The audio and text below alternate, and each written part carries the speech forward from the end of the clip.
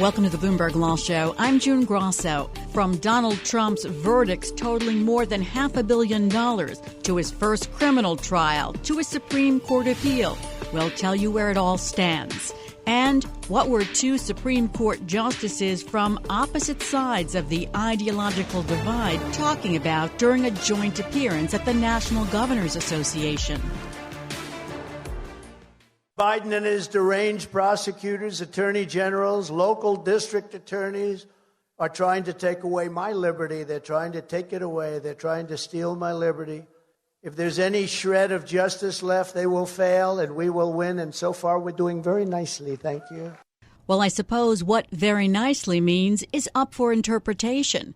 In point of fact, Donald Trump will be the first president to be tried on criminal charges come March 25th in Manhattan. He owes more than $500 million for two civil jury verdicts against him, and he's facing criminal trials in federal courts in Florida and D.C. and state court in Georgia.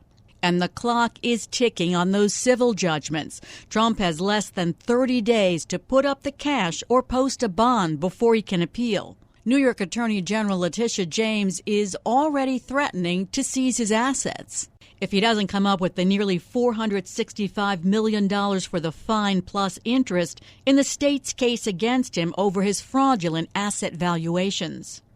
If he does not have funds to pay off the judgment, then we will seek, judgment enforcement mechanisms in court, and we will ask the judge to seize his assets. Joining me is Dave Aronberg, Palm Beach County State Attorney. Dave, every day Trump delays paying New York's verdict against him, that huge fine is increased by more than $100,000. And AG Letitia James has been trolling Trump on X, posting the interest payments. I mean, is that what an attorney general representing a state should be doing, trolling an ex-president? Well, I wouldn't be doing it, but we're living in unique times. We don't see a former president ever being hit with such a large civil fine. We don't see one on trial in 4 different criminal cases, or someone act the way Donald Trump does, where he is the king of trolls. So you can see why, after being abused verbally for so long, that the attorney general's like, all right, I've waited, I've been silent, now I get a little payback. But yeah, I wouldn't do it. It's not unethical, though. I mean, I think it's worse when you campaign about going after Donald Trump. That's one area where I think he had a legitimate argument. You shouldn't be talking about who you're going to target after you get elected. But as far as taking a victory lap afterwards, it's fine. He's filed a notice of appeal, though we don't know what the grounds are. And so in less than 30 days, he'll have to post the amount of the judgment plus interest plus 10% with cash or a bond. And he's also appealing the $83.3 million E. Jean Carroll defamation judgment. So I guess we'll know soon whether he has the cash or not. We will see. He said he's about $400 million in liquidity, but this is where the rubber meets the road. He's going to have to put up all this extra money to get the bond to be able to appeal. And he says he's going to appeal. So these are two massive judgments, and that's why we're going to see where he gets the money. Now, he has this Truth Social public offering where he's supposed to get $4 billion. I don't believe that's liquid going his way. So I think this is a real test. Also, we'll see who his real friends are. Hopefully, none of this stuff comes from foreign sources. Do you think he has any good appellate issues for the New York civil fraud trial? The only chance I think he has is to convince the appellate court that the amount was just too high. And we've seen that in many other cases where they reduce the judgment. But as far as overturning the verdict, I think his chances are slim and none. Judge Ingron gave a lot of information in his opinion as to why he found some witnesses credible and others not credible. And there's a lot of deference that goes to the fact finder, the trier of fact, who was the judge in this case.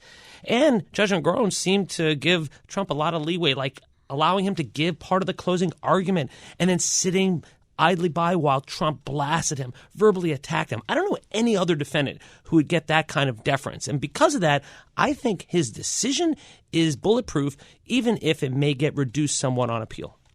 As far as the $83.3 million judgment, last week he asked a judge to delay execution of the judgment and spare him from posting an appeals bond until 30 days after he files several post-trial motions. And Carol has until Thursday to respond. I mean, is the judge likely to grant that? This is Judge Kaplan, who was incredibly strict during the trial, and I doubt that any of Trump's post-trial motions are going to fare well with him. Judge Kaplan hasn't shown much forbearance for the former president. In fact, he's the one who made the jury anonymous and took great pains to protect their identity because he was worried the way that Trump's words could incite violence. I mean, he treated Trump like a mafia boss, so I don't expect him to bend over backwards to allow him more time to pay. Let's go now to what will be the first criminal trial, the Manhattan DA's hush money payments trial. DA Alvin Bragg is asking for a limited gag order against Trump to protect jurors and witnesses and prosecutors other than the DA himself, citing his long-standing history of attacking witnesses, investigators, prosecutors, judges, and others involved in legal proceedings against him. Do you think that the judge will grant this? I do. He has a roadmap because the D.C. Circuit Court of Appeals granted Jack Smith's motion and affirmed it from the trial court to have this kind of gag order. This gag order requested by Alvin Bragg tracks the gag order that has been affirmed by the D.C. Circuit Court of Appeals. That's the one with Judge Chutkan. So, yes, and there's reason for it. Alvin Bragg has been the subject of relentless racial epithets and other death threats his way since Donald Trump decided to lob the verbal grenades at him. And we have seen before that some of his supporters, Trump supporters, will go extra and threaten and even shoot up the FBI headquarters in Cincinnati or bring guns outside Barack Obama's house in Georgetown after Trump doxed him, or January 6th. So, yes, there are plenty of grounds to impose this partial gag order because as a criminal defendant, you don't have the same First Amendment free speech rights as the rest of us do. Talk a little bit more about that, because whenever this comes up, Trump says they're constraining my First Amendment rights and I'm a candidate for president. I have the right to speak. But he's still a criminal defendant. And criminal defendants all the time, when they have pretrial release, are told, do not speak to the witnesses in this case. Do not speak to the victim. You can't use alcohol or drugs. There's all these limitations that the court puts on you. So the fact that Trump is a former president does not mean he's also not subject to the same normal limitations as any other defendant. And here, when there's a track record of inciting violence through your words, yeah, this is a limited measure to remedy this problem. And that is a partial gag order, not a full one. He can still campaign for president. He can still attack the judge. He can attack the prosecutor. He just can't attack witnesses and jurors and other court personnel who didn't sign up for any of this stuff. As you mentioned, Judge Kaplan had a secret jury. The jurors weren't even allowed to tell each other their names. But that was in federal court. New York State doesn't allow that total anonymity. Trump and his legal team are allowed to know the jurors' names. But Bragg has asked that Trump be barred from publicly revealing the jurors' identities and that their addresses be kept secret, even from the defense. Because he doesn't want threats of violence or people to show up at their house or to dox them or to what's called swatting them, where you send the SWAT team because you claim that there is a hostage situation at someone's house and the SWAT team shows up and a tragedy can ensue. This has been going on to individuals who've been involved in the prosecutions of Donald Trump. So you can see why the judge wants to protect the identity. And under New York law, which is different than the federal system, New York law requires that the defendant be able to know the names of the jurors, but doesn't require him to know the addresses or to be allowed to disseminate their information. And, you know, June, we should never become numb to the fact that the leading candidate for president on the Republican side has posed a real incredible threat through his words to prosecutors, judges, witnesses, and potential jurors. That is something we should never grow accustomed to. Interesting is that Michael Cohen is one of the witnesses. So now, if the judge issues this gag order against Trump, you'll have Michael Cohen being able to talk in public and Trump not being able to respond? Trump can attack the judge and the prosecutor, but he would not be allowed to intimidate witnesses. And should he? Should he be allowed to threaten witnesses in the criminal case against them? I think that question answers itself. And yes, so that means Michael Cohen could conceivably go after Trump verbally, but them's the breaks when you're a criminal defendant. Because we know Michael Cohen will. He's been talking nonstop about Trump since he got out of prison. Has a podcast about it. True. And there's a motion by Trump's legal team to keep Michael Cohen from testifying. That boggles my mind. They want to keep him from testifying because they say he's a liar. Right. Well, if that were the criteria for determining whether someone's allowed to testify, we prosecutors would never have any witnesses in any of our cases. Because when you make deals with co-defendants, they're often liars. You don't have choir boys who are hanging around with criminals, right? Mother Teresa ain't walking through that door. So you have someone like Michael Cohen who is, I say, reformed, and he's tried to do the right thing, but he lied. He lied to protect Donald Trump. And now Trump, ironically, is saying, well, because he lied to protect me now, you cannot believe anything he says, and he shouldn't be allowed to testify. But that's not how it works. What's going to happen is the judge will certainly, not almost certainly allow Cohen to testify. He's the key witness. And it will be up to the jury to determine his credibility.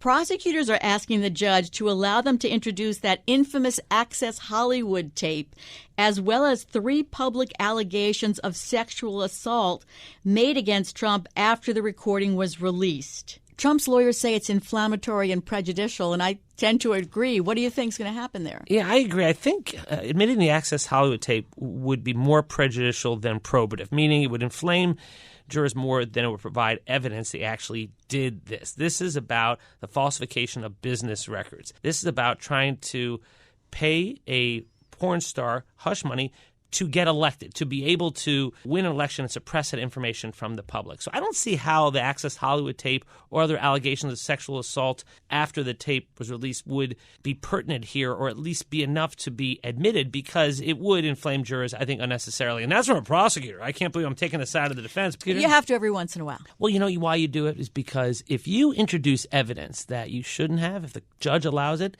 then the case could be overturned on appeal. And there's nothing worse for prosecutors than to be forced to do it all over again because of an error in the original trial. Coming up next, Trump is invoking presidential immunity again. I'm June Grasso, and you're listening to Bloomberg. On March 25th, jury selection will start in Manhattan in the first criminal trial of a former president. Donald Trump has pleaded not guilty to 34 counts of falsifying business records to conceal the true nature of $130,000 in payments he directed his then lawyer, Michael Cohen, to make to porn star Stormy Daniels. Both sides have filed motions with the judge to limit the evidence to be introduced at the trial. I've been talking to Palm Beach County State Attorney Dave Aronberg.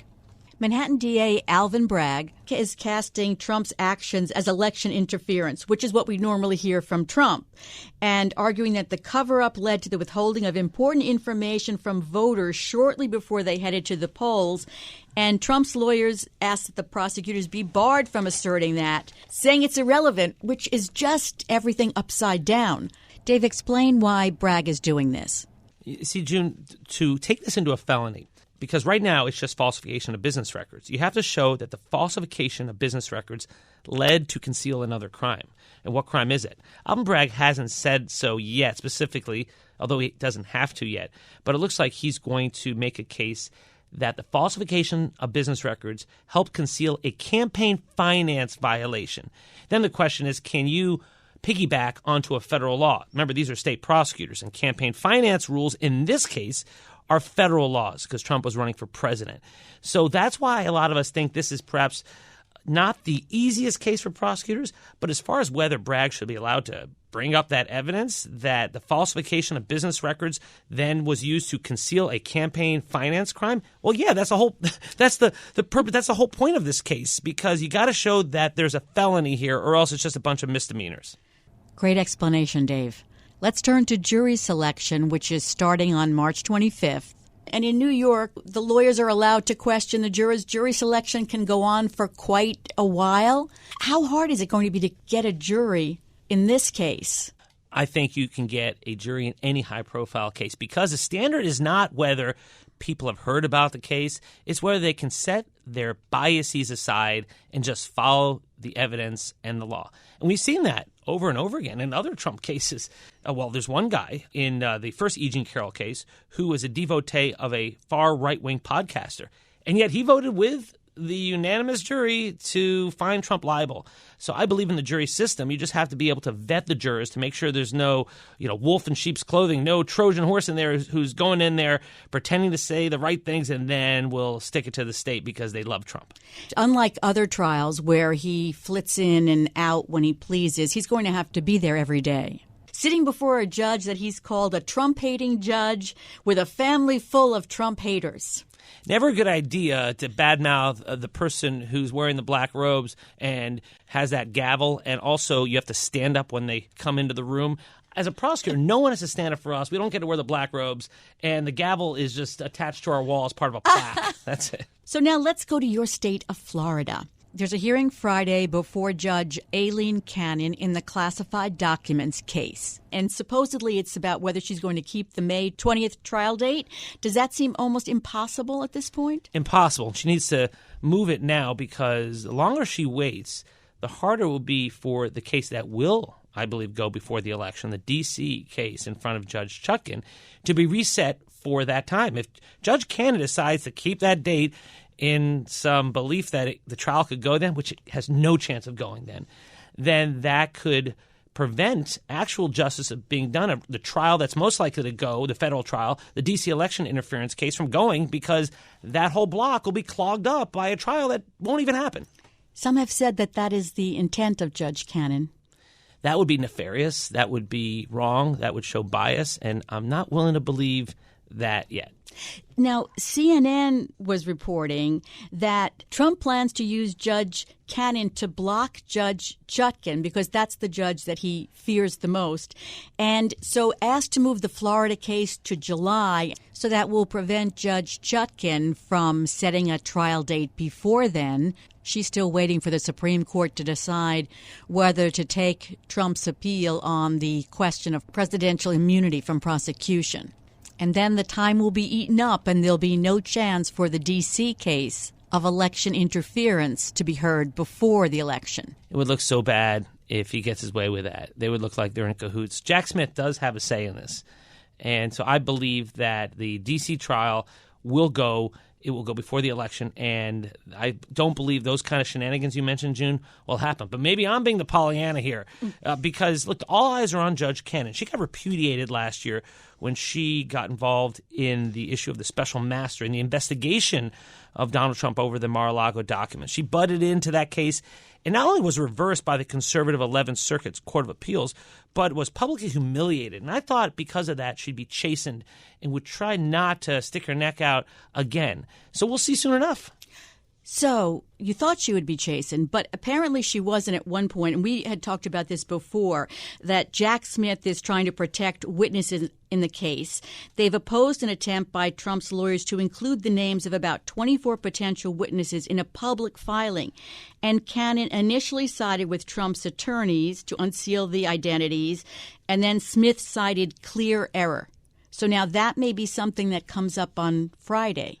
Yeah, see, June, this is why you're so good at what you do, because here I am trying to say, well, maybe we shouldn't jump to conclusions about Judge Cannon. She's been perhaps chastened, and yet you give me all these examples of her not being chastened, of her doing the same thing over and over again. I have another one. It's hard to take because I do believe in the federal judiciary, and as a prosecutor, I don't like to badmouth federal judges or any judge, but it is hard to say nice things about her rulings. I think that the 11th Circuit said it all when they said that she is going way outside any rationale, and they pulled her off the case. Well, we'll see if Jack Smith asks to get her removed from the case again. And the more she keeps doing stuff like this, maybe that's going to push Jack Smith beyond the breaking point.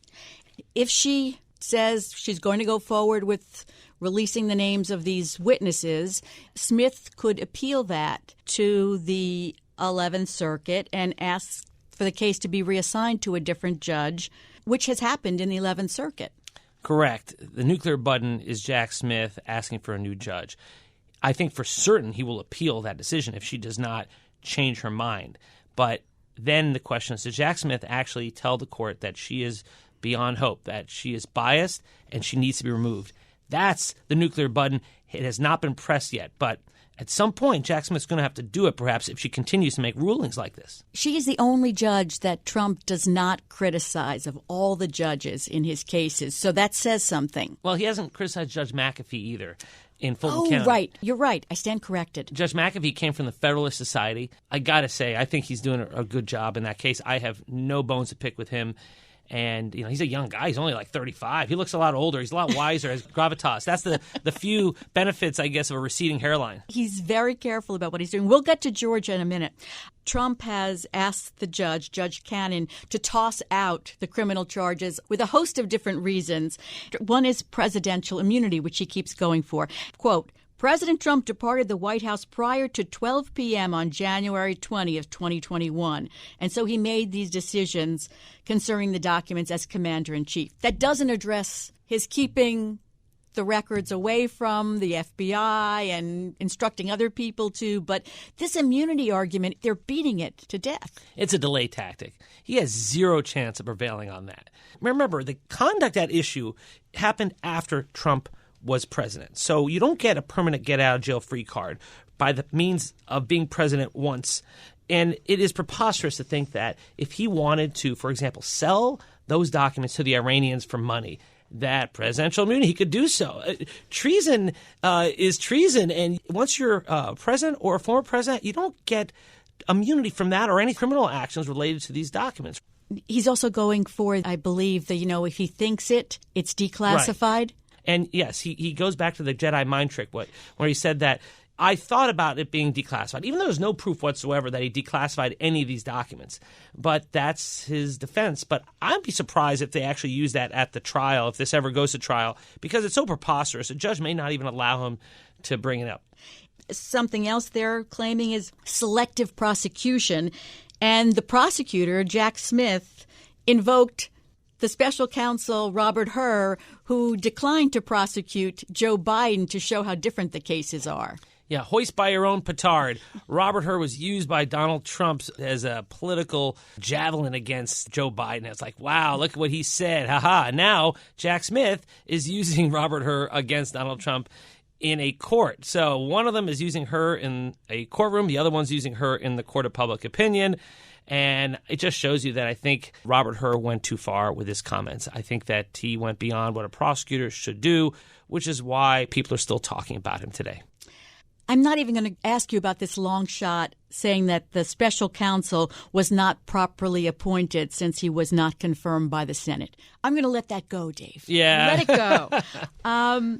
So now, the same day, Friday, that there's a hearing in the classified documents case, there's a hearing in Georgia about whether Fani Willis should be disqualified from prosecuting Trump. Let me just ask you broadly, what's your take on that? Because to me, it doesn't harm the defendant if she was in this relationship. See, this is why this is a self-inflicted wound by Fani Willis. Because if she and Nathan Wade had just said, yeah, we had a relationship, and I'm going to recuse him from this case from now on, just for the appearances of impropriety, I think that would have been the end of it. But instead, Nathan Wade submitted a sworn affidavit to say when the relationship started and how Fani Willis reimbursed him for the expenses on the trips they took. And Fani Willis then adopted his affidavit by referring to it and adopting it in her filing. So now we have Fani Willis and Nathan Wade attesting to the court under oath when the relationship occurred. And if it can be proven that they lied, then I think they have to be removed from the case, and then they could face sanctions from the bar. So this didn't have to get to this point, but it has, and that's why I hope they're telling the truth, because it will be not only a bad look for them if they didn't, but it damages the case, because then it will probably get reassigned to someone else, and that other prosecutor from another area may not have quite the same interest in pursuing this matter as Fani Willis does. What's the standard for the judge? Well, you have to show an actual conflict, not just a perceived one, but because they both submitted these documents, the affidavit and then her reply to the court, where they said the relationship began after he was hired and I reimbursed him for half of the expenses. If they are shown to have lied to the court, it could be a huge deal. And that's why it's more than just whether there's a conflict. This is just taken up to a different level, because now it's whether they were being honest with the court. Those arguments on Friday will be very interesting. Always a pleasure to have you on, Dave. And thanks for coming into our studios here in New York. That's Dave Aronberg, Palm Beach County State Attorney. Coming up next on the Bloomberg Law Show, We'll tell you what two Supreme Court justices from opposite sides of the ideological spectrum were talking about during a joint appearance at the National Governors Association. I'm June Grasso, and you're listening to Bloomberg. Liberal Justice Sonia Sotomayor and Conservative Justice Amy Coney Barrett appeared on stage side by side at the National Governors Association in D.C. last Friday. It was part of a bipartisan initiative entitled Disagree Better to get leaders in the public to debate issues of concern with civility and respect for each other. And both women talked about the camaraderie among the justices. But there was another message, that the justices are not beholden to the presidents who appointed them. And remember, thankfully, for us, presidents don't last that long, right? There's 8 years. So for us to be beholden to one of them is a little crazy, you know? The life tenure does insulate us from politics, and so that it's not just that we're not Obama judges and Trump judges, but we're also not Democratic judges or Republican judges. We don't sit on opposite sides of an aisle. We all wear the same color black robe. We don't have red robes and blue robes. Joining me is constitutional law expert David Super, a professor at Georgetown Law School. So was the point to tell the country that they get along and play well together, or something else? The point is to salvage the Supreme Court as a unifying institution, an institution relevant to all of us, and participating in that effort was one of the few things that Justice Sotomayor can do to make herself relevant, given how heavily outvoted she is. The biggest message to me was that they're not beholden to the presidents that appointed them or to the president's party. Amy Coney Barrett said, we're not Obama judges or Trump judges or Democratic judges or Republican judges. You know, we wear the same color robe, et cetera, et cetera. But she left out the fact that they are conservative judges and liberal judges. This is damage control for a court whose image has been badly harmed. You saw the same sort of thing in the early 2000s after Bush v. Gore. And some of the Democratic justices then, after several months had passed, started giving speeches that the court works well together and people should still respect the court. And I think after the damage that Dobbs and Gruen and some of these other high-profile cases, the affirmative action case, have done to the image of a court as an impartial finder of legal truths, that they feel some need to do this. Chief Justice Roberts has been doing it for a long time, and I suspect he's encouraged other justices to join in. Justice Barrett had some numbers about how many cases they agree on and how few 6-3 decisions there are. But she didn't explain that those 6-3 decisions are on the hot-button issues like abortion, guns, and climate. The ones that are unanimous are usually cases that no one's paying attention to. Yeah, the Supreme Court's docket has always included a lot of very routine cases where there's no particular political valence, and telling me whether someone is a liberal or a conservative provides almost no guidance as to how they'll vote on those. The question is, on cases that are contested, do they split 6-3, and is it always the same 6 and always the same 3? And increasingly, the answer to both those questions is yes. They said everyone gets along, they go to dinners at each other's houses and movie nights and all this stuff. But I remember after the leaked draft of the Dobbs decision, Justice Thomas complained about the deterioration in the camaraderie at the court. And he talked about the good old days when RBG was on the court and said, we may have been a dysfunctional family, but we were a family.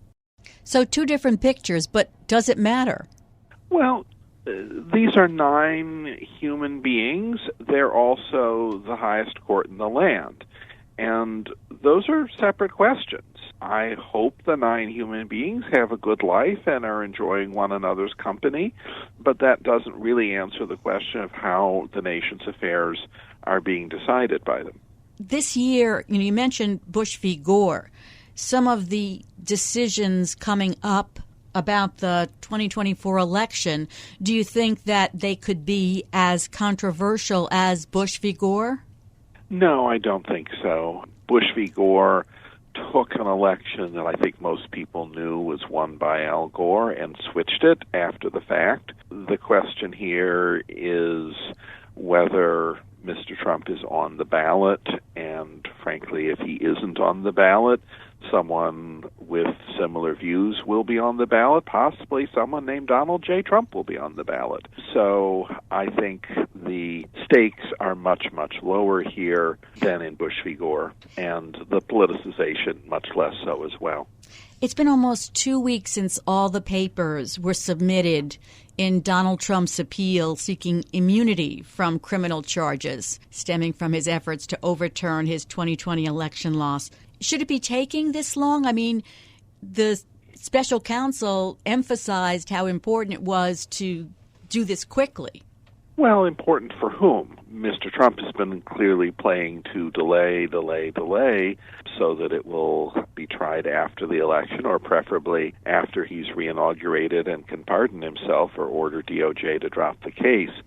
So it may be important for those pursuing the prosecution here, but if one believes that presidents shouldn't be tried, then delaying the case at the Supreme Court may be a way of achieving that end without having the court come out four square in favor of broad presidential immunity. You mean all the justices delaying it, or one justice who's perhaps writing a dissent? It can be done either way. The Chief Justice can and sometimes has imposed a deadline on writing dissents. There were dissents being written in Bush v. Gore, and Chief Justice Rehnquist imposed a deadline and said that they would be publishing their decision at this point without the dissents. So the Chief Justice currently could do that again. But I think it's also very possible that a substantial part of the court, perhaps a majority of the court, would prefer to not decide this issue, and moving slowly may be a way of getting that done. I want to talk about respect for the court, but not from the general public, but respect from state Supreme Courts, because last week a state Supreme Court criticized the Supreme Court's decision in Bruin, which was about carrying a handgun in public. It was the Pennsylvania Supreme Court, and it said, "We're not so sure about the history that was used in Heller and Bruin, and we note some serious skepticism with how the Supreme Court is handling these Second Amendment cases. But we can play amateur historian as well as the next guy." The tone there is, disrespectful, playful, flippant, but the bottom line is they're calling out the Supreme Court. They are. Courts have occasionally done that over time, but I think the court's Second Amendment jurisprudence invites that more than most. There's a line in Heller where Justice Scalia says that the right to assemble can be exercised alone, and I don't think my dictionary would allow me to do that. So when you're stretching that far to get to a result you want, you do things that do invite careful reader skepticism. Yeah, and also the Hawaii Supreme Court earlier this month found that a man can be prosecuted for carrying a gun in public without a permit, another rebuke of the Bruin decision. What I'm wondering is, are the state Supreme Courts finding that the way the U.S. Supreme Court is viewed gives them an opportunity to not follow it? Narrowly, yes. This is a Supreme Court that is widely regarded as being deeply partisan and has a makeup that is wholly unrepresentative of the makeup of the nation as a whole. A representative court would probably have 4 liberals, 4 conservatives, and a swing justice, and this has 6 conservatives. So I think the state Supreme Courts feel that their own communities will not judge them harshly for saying this sort of thing. That doesn't mean that the U.S. Supreme Court can't reverse them, and surely will if the cases get to it. So this is in some sense hollow defiance.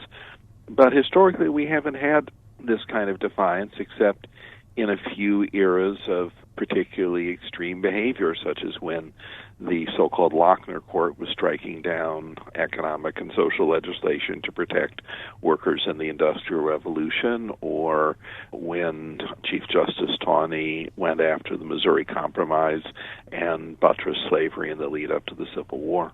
Even when, the Supreme Court ruled on an emergency basis that U.S. ICE agents could cross into private land in Texas to take down those barbed wire fences, it never came to a head because I don't think the federal agents ever tried to go in after that.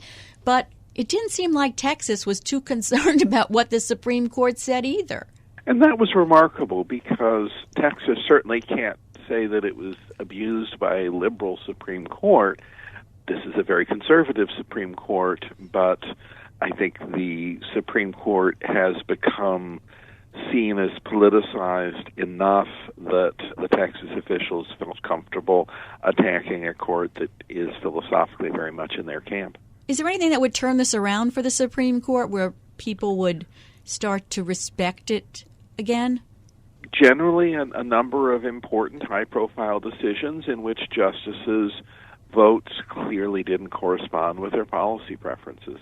And we've seen that in the not-too-distant past.